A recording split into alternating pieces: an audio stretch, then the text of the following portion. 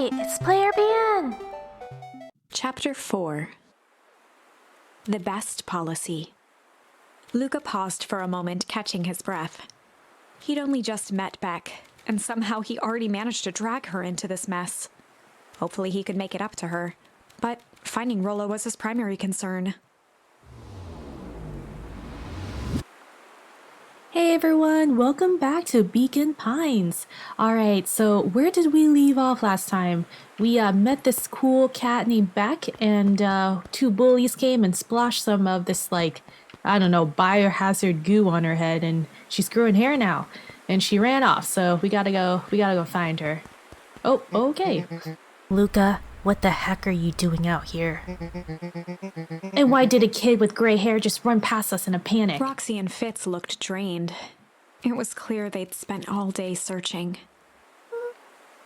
That's Beck. I don't care who she is. What happened? We were just helping looking for Rollo. Luka, I need you to start telling me the truth. Roxy's temper could often be dismissed as the impatience of an older sibling. But this was the most intense Luka had ever seen her. Her eyes were wild and unfocused, looking straight through Luka. We're running out of time. In a torrent of rambled words and tears, Luka broke down. Rollo and I were just playing in Weepwood yesterday. We were investigating lights at the old Valentine warehouse. But someone was there in a strange suit. And we hid in a dumpster and had a heavy bag dropped on us. And I think it was a body. And so we ran, but we got split up. And I ran home. And it's all my fault. And now my best friend may never ever come back. Wow. Just wow. Roxy, still exhausted and angry, softened briefly as her eyes hunted the ground in thought. With a determined sigh, she looked up at Luka. It's not your fault, Luka. Rollo's gonna be okay, I promise. Roxy drew herself up. I'm gonna fix this. Luka, go home. But I wanna help. This is too dangerous for a kid. I can't just sit around. I have to do something. Roxy tried to think of the safest place to send Luka. You go back to the little treehouse you two like to play in. Wait there in case Rollo shows up. Sound like a plan? Luka wiped his cheeks and gave a quick nod. You did the right thing telling me the truth. Now scoot. You really believe this story? What other option do we have? Things have been strange around here leading up to the festival.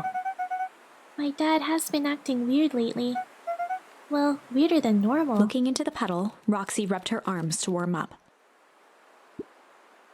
Why is it so cold here? This place gives me the willies.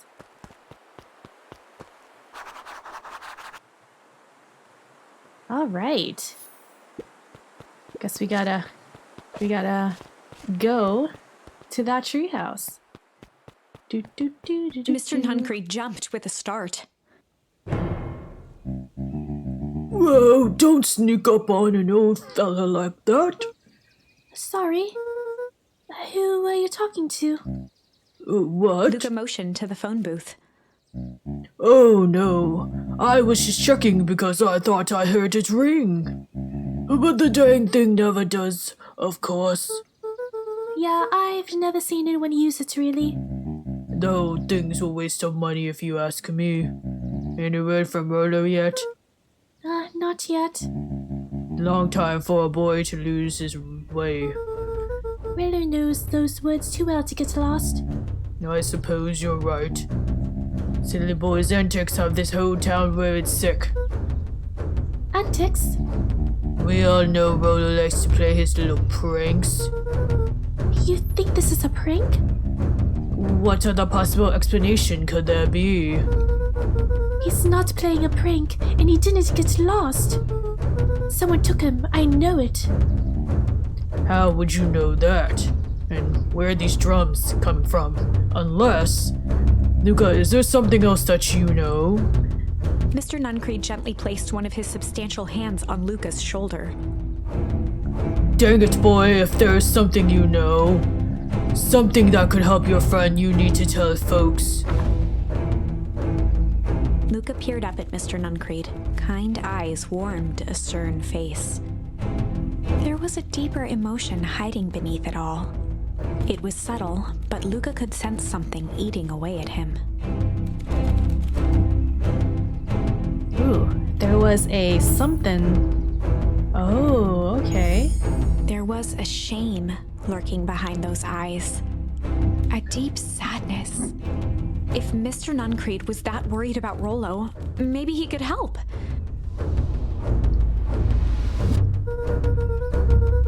Yesterday, Rollo and I were messing around at the old Valentine warehouse. Mr. Nuncreed raised an eyebrow. Both of you? You were with Rollo when he went missing? Not exactly. I was hiding in the dumpster. The dumpster? What were you doing in there? At first, we were just looking around, and then someone in a strange yellow suit came and dumped something on us. We both got scared and ran. That was the last time I saw of him. You got scared by some garbage? Well, that's why you don't go skulking in someone's dumpster. But it wasn't garbage. I think it was a body. I'm sure it was just some trash. No, there was a name tag. It said Deep Engineering. Mr. Nuncreed's shoulders slumped. I wish you wouldn't have said that. A deep sigh bellowed from his chest. Why did you have to? I tried, Luka. God knows I tried to keep you safe. Luka attempted to take a step back, but Nuncreed's hand clamped down on his shoulder. But you Van Horns just can't help yourselves, can you? We were all so close to being done with all of this. With a firm shove, Nuncreed manhandled Luka into the phone booth. What are you doing? It's out of my hands now. The door latched shut with a mechanical hiss. Ugh, crap. As Luka pounded the glass, the floor dropped from under his feet. The inside of the phone booth was now a loose capsule plummeting at gravity's whim. Luka winced and pressed his hands to the walls. As he braced for impact, the capsule hurried to a surprisingly smooth stop. He felt a cold rush of air and opened his eyes with hesitance. Two large figures in hazmat suits occluded his view. Luka heard the deep, resigned voice of Mr. Nuncreed over an intercom. He knows too much. The end. Aw, man. We died again. Wait. No. This isn't the end. I know there's still much more. Well, please Somehow tell this me. went wrong. Okay, let's try something else. Okie dokie. Well, there was a choice where I didn't click strange here. Okay, so let's go back to this moment in time. Alright, so Beck took a deep breath and thought, well, time to bust out the strange. Well, time to bust out the strange. Alright, Luka. Looks like you need a little mud bath. What's wrong with ya, new kid? We're about to pound your friend. Beck stared in silence, the only sign of life being the twitch of an eye. It's weird when people don't talk. Yup. Stop being a weirdo. Hello? Are you some kind of wackadoo? Makes sense. Wackadoos travel in packs, eh, At Dud? the sight of Iggy taunting Beck, something in Luka snapped. Iggy's smirk shifted to a look of shock as Luka launched himself into his stomach. Ugh! Iggy's clothes were drenched in the glowing ooze. You jerk! My clothes are ruined! I'm gonna... Iggy's voice began to slur as he struggled to get up.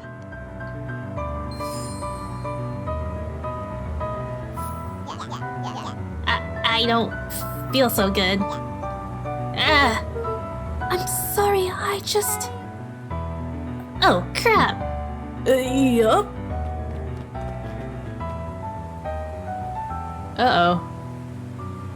Well, Seems like he's not gonna have a good time with that. Alright. That was intense. Iggy's going to be okay, right?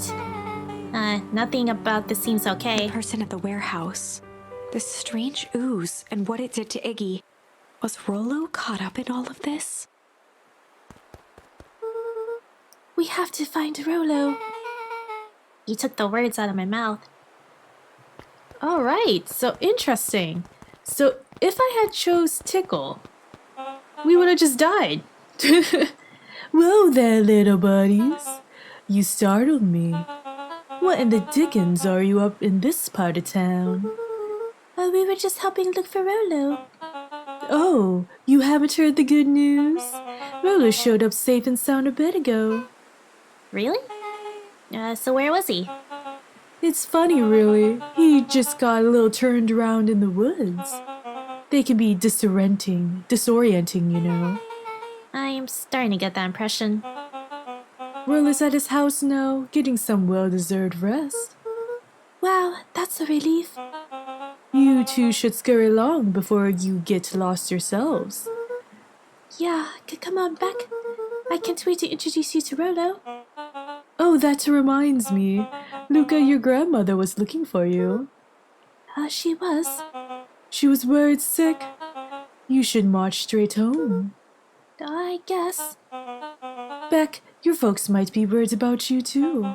I'll walk you home. I need to talk about Nellie about work anyway. Beck glanced toward Luka. I guess all well that ends well. I'll introduce you to Rollo tomorrow. Sure. Glad he's okay. Why was he in this neck of the woods, Rollo huh? was safe.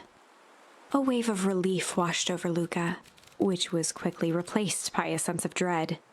Gran is going to kill me. If he hurried, he might just make it home before sundown. Chapter 4. Our harvest awaits. Luka took a deep breath and gingerly opened the door, steeling himself for Gran's wrath.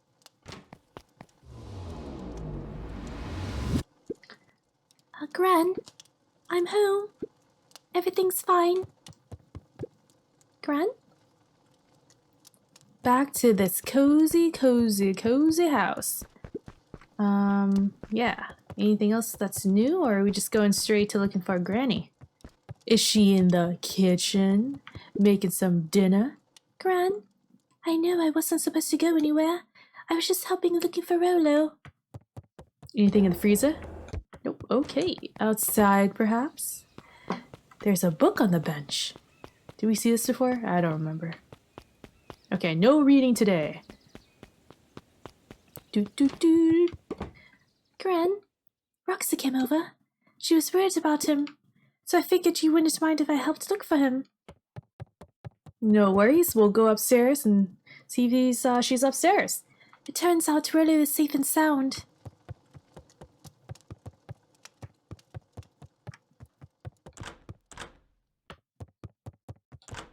Not in here. Luka was alone. The house was empty. So Gran's not back yet. I guess that's a good thing. Nothing to do now but sleep, I guess. I'm just gonna hop in bed and sleep with my face down. Luka was sitting by the pond, listening to small waves lap against a rock. His father sat in a folding chair in front of him. Without turning, he spoke. "Why don't you grab me some nice bait?" "Sure thing, Dad." Luka hopped over to the tackle box and popped open the lid. Inside was a rolling, buzzing mass. "We're fishing with bees?" Luka's father gave a warm chuckle. "Well, you catch more fish with bees than honey. Pick us out a good one." Luka closed his eyes and plucked out a bee. He could feel its wings struggle between his finger and thumb. Holding it at arm's length, he hurried over. His father deftly baited the hook and examined his work. "Interesting choice." With a practiced flick of the wrist, the line buzzed in a graceful arc. The water accepted it without a splash or ripple. The wrong choice, but I respect it. The pond began to freeze over. Sometimes we gotta make the wrong choice before we can make it right. Pallid ice propagated across the still surface with an alarming speed. Luka scrambled back as the ground beneath him turned cold. Dad, I don't understand. Sorry, kiddo. Understanding isn't always part of the deal. The relentless ice shot through the fishing line toward his father. Dad, look out! His father casually wound the reel. None of it's your fault, you know. Never was. Dad, we have to go! Luka grabbed his father's shoulders, trying to pull him away. Please, you have to run! The ice crackled as it spread across his father's hands. That's the thing about fishing, Luka. His chest began to crystallize. You toss your hook in, and you never know what you're gonna pull out. A shock of searing cold ran up Luka's arms. He gave one last desperate tug. The chair tipped backwards in a single frozen mass. Luka tried to stop the momentum, but it was too late. He watched the icy form of his father slam into the hard ground, shattering into 1,000 pieces that crowded around his feet. Dad, I don't understand. What does all this mean? The gentle rustle of leaves was the only reply.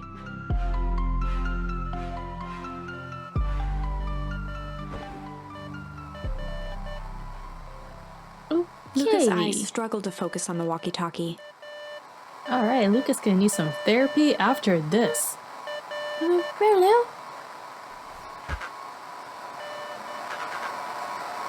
Faintly, he could hear Rollo amongst the noise. Luka! Rolo, is that you? Luka! There? Rolo, it's the middle of the night.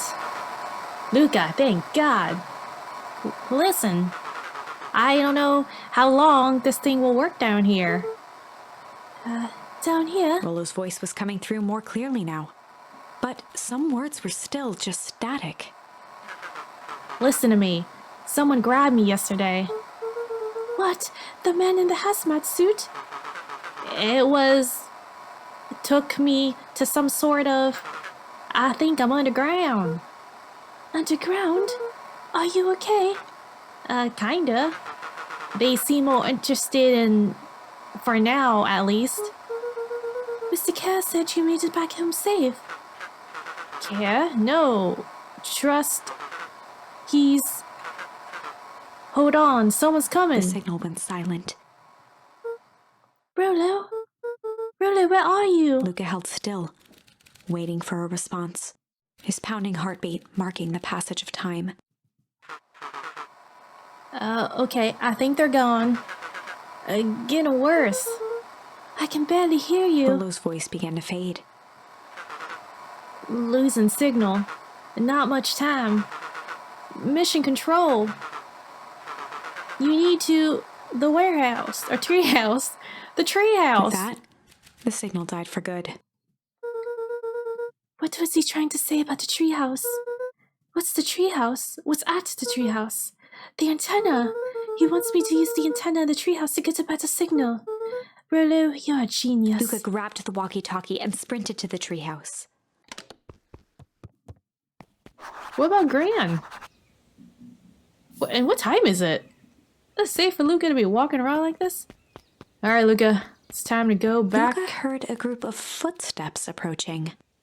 He dashed behind the bushes to avoid being spotted. Oh, it's Gran. And a couple of villagers, eh? So, we understand our roles? You can count on me. I still think we need more time. This wasn't the original plan. Mr. Tolliver paused, shifting his eyes to one side. We're all in danger now. I, for one, refuse to sit idly by while that danger persists. Here, you just keep your wits about you. Mr. Tolliver took one long, quiet breath. You're right. You can count me on. I just wish we could have made that deal with Harris Valentine. Her resources would have still come in handy. As I said, I have no time to contact her after your call this morning. Plans change. How is Luka holding up? He's fine. we shouldn't lose sight of the fact that this is all... I know very well what all of this is for. We have no choice. Operation Sparkplug has a new objective. Are we in agreement? The three shared a determined look.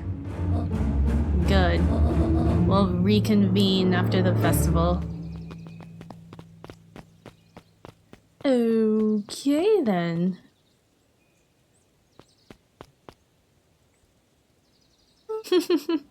Gran, why are you meeting with Mrs. Fratelli and Mr. Tolliver late at night?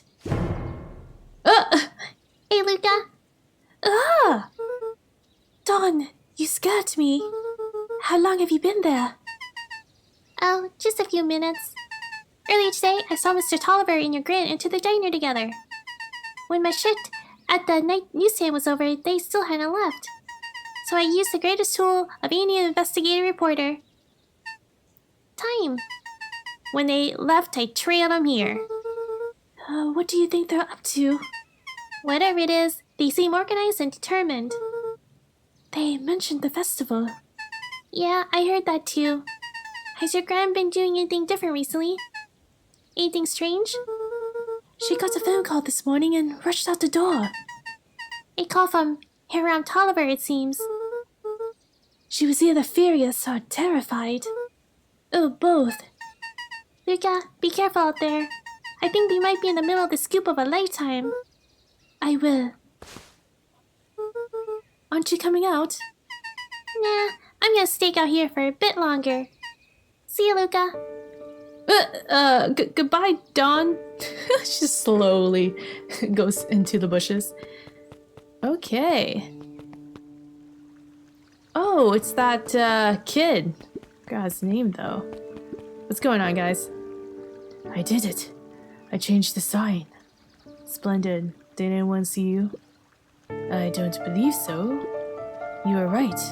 It was simple enough to just rearrange the letters. Odd choice for a prank, though. In situations such as these, odd is good. The two boys shared a mischievous grin. I can't wait for everyone to see the big reveal. It should be quite memorable. Let's make ourselves scarce for now. They're just talking this up and Luka's just standing there. They didn't even say hi to him. Alright, back into the treehouse.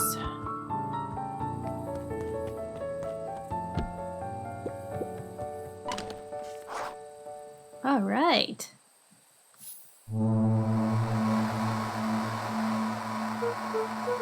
Rulu, are you there?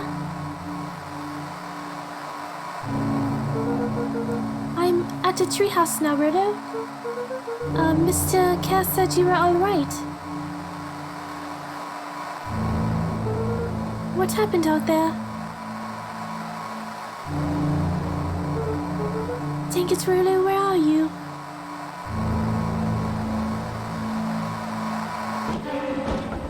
What on earth?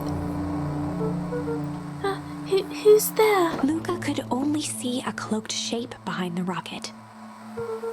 I've got weapons in here, so you better come out right now. He strained to hear as a muffled voice began. Who on earth is this? Weapons. How could you hurt something that's already dead? Fear gripped Luka's throat. Who are you? What? You don't recognize me? Oh my gosh, is this Iggy by any chance? When he touched the green slime? I guess I don't even recognize myself anymore. Luka stared at the ground for a moment, trying to place the dampened voice. The figure shifted slowly from behind the rocket, revealing itself to Luka. It is Iggy! I'm a monster. And now they hunt me like the beast I am. Iggy. Luka reached over empathetically. Iggy's tone jolted to dejected anger. Don't touch me. This is all your fault. Luka slumped to the ground, overwhelmed by guilt. I'm so sorry. I didn't mean to. I lost control. So you couldn't control yourself for a second. And I get it to be like this forever? There must be a way to fix this. Oh? You gonna be my savior? Perfect little Luka saves the day. With his positive attitude and the power of friendship. None of this matters. There's no time. They're after me. They chased me all through Weepwood. I only came here to hide. Hide from who? Who's after you? Luka! Luka! Rolo? It's not safe, Luka! Rolo, where are you? The treehouse! I'm at the treehouse, Rolo. Where are you? No, Luka, the treehouse isn't safe. They said they were going to the treehouse. I was trying to tell you to stay away from the treehouse. Who said they were going to the treehouse? The clipboards. What did I tell ya? Those perennial harvest wackadoos are after me. They've been chasing me, yelling questions at me. What sort of questions? They were saying the same stuff they always do. But it's different now. Less asking, more threatening. We're gonna figure this out, Iggy. Yeah, well, thanks. Hello? Is anyone present in this arboreal domicile? A fancy way of saying that. Crap, they found me. Luka, what's happening? Don't panic. You stay here and I'll see what they want. Whoa! There's tons of those guys. Hello, Mr. Van Horn. We would love to hear your thoughts. Do you have time for an informal chat? We will be brief. Your time is valuable to us. Be down in a sec. Of course. They're all clones. We have a problem. Luka, you gotta get out of there. Who's out there? Is it them? Yeah, it's the clipboards. The clipboards, that's hilarious. A bunch of them. How many? Maybe all of them. And yeah, you were right. They are saying the same stuff, but with the creepy knob cranked to 10. Mighty young Iggy present. We would love to hear his thoughts. Run! Iggy slumped to his knees. I don't know what to do. I was just so tired. Luka, what do we do? Luka grabbed the walkie-talkie and headed for the window. Follow my lead. Luka and Iggy climbed up the back of the treehouse to its roof, where Rollo had constructed his MCDC, the Mission Control Defense Cannon. From behind the crowd of clipboards, William Kerr strode forward, a warm smile on his face. Okay, these kids should go into engineering. Iggy, there you are. You gave us all a heck of a scare. Go away. Just leave me alone. Oh, I'm sorry, Iggy, but no can do. Don't worry, though. We're here to help. Help? Then why were you chasing me? Luka, can you talk some sense into your pal here? Just look at him. He's not well. What's wrong with him? What did that Dunker do to him? Well, that's a pretty honkin' big question, Luka. All you need to know is that he's sick. He's real sick, Luka. I just need you to let us up there and take care of him. You told me Rollo was okay, that he was back at his place resting. He is. Poor fella just got a little lost. That's a lie. That is a hurtful thing to say, Luka. I thought we were buddies. Why? Because he lets you ramble on like a wackadoo? Nobody likes you creep. Kerr's smile faltered. Why don't you pop on down here so we can have a face-to-face? Yelling like this is gonna give us a heck of a sore throat. And who wants that? Luka's grip tightened on the MCDC. What did you do to Rollo, you liar? Well, shucks, Luka. The only teeny tiny fib I told you was that he was at home. He is resting and he is perfectly safe. For now, at least. What happens to him next is up to you, Luka. Look around. You're in quite the pickle, and I'm the only person in the whole wide world who can help you. You can decide how this ends. Luka's mind raced. He was caught in a trap. What do you do when there's no hope? Iggy wiped his cheeks with a sleeve. What are you gonna do, Luka? Alright, Luka drew himself up and decided to take the only option they had left. Oh, I guess that's the only thing we gotta do. Luka drew himself up and decided to take the only option they had left. Fight. He swung the mission control defense cannon around, aiming it confidently at the smirking face of William Kerr.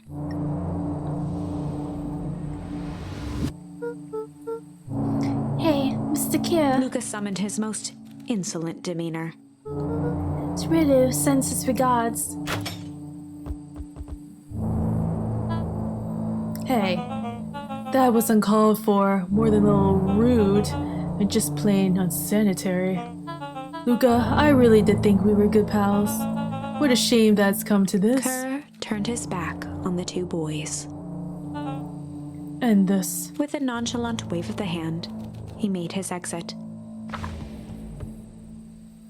As the clipboards began to slowly advance on the treehouse, Luka looked to Iggy with resignation in his eyes. The end. Alright, so like, what I said back then about them going into engineering, I take that back. That escalated quickly. Maybe discretion was the better part of valor here. Let's put a pin in this for now. Okay, so... Oh, interesting. So now we can go through this tree, and you struggle when the dude in the hazmat caught us. Okay, this is a totally different branch we're going under, but alright. This is a story about struggle. This is a story about struggle.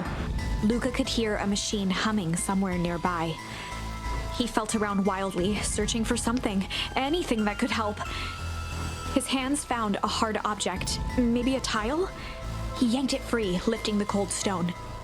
Let me go! Luka swung the tile as hard as he could at the shape that still held fast to his leg. He heard the crack of glass as the stone hit the assailant's mask. With a muffled yelp, the hand let go. Luka was free and scrambled to the door. He never looked back once on the long run home. Chapter 3. Everything's fine. The next morning, it was quieter than usual at the breakfast table. Only the sound of silverware and chewing interrupted the awkward silence. I finished jarring a mess of jam last night. Uh-huh. So that we'll need to get it delivered into town today. Okay. So what did you and Rolo get up to yesterday? Oh, Rolo had things to do, so I just sort of poked around town. I set the jam down by the front door. There's 2 batches to drop off. Mm-hmm.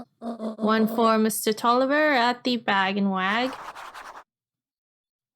And another for Mrs. Fratelli at the diner.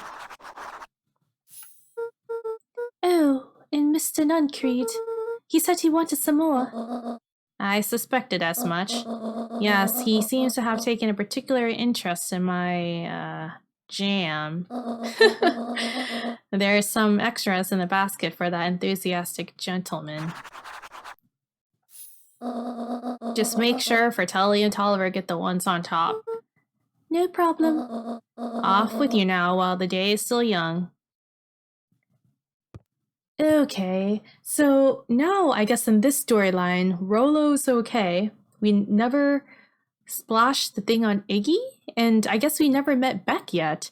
And I guess in addition, we learned that Mr. Nuncreed might, be a part of this secret, biohazard society, and Mr. Tolliver and Mrs. Fratelli might be on the good side, like a secret rebellion going on here.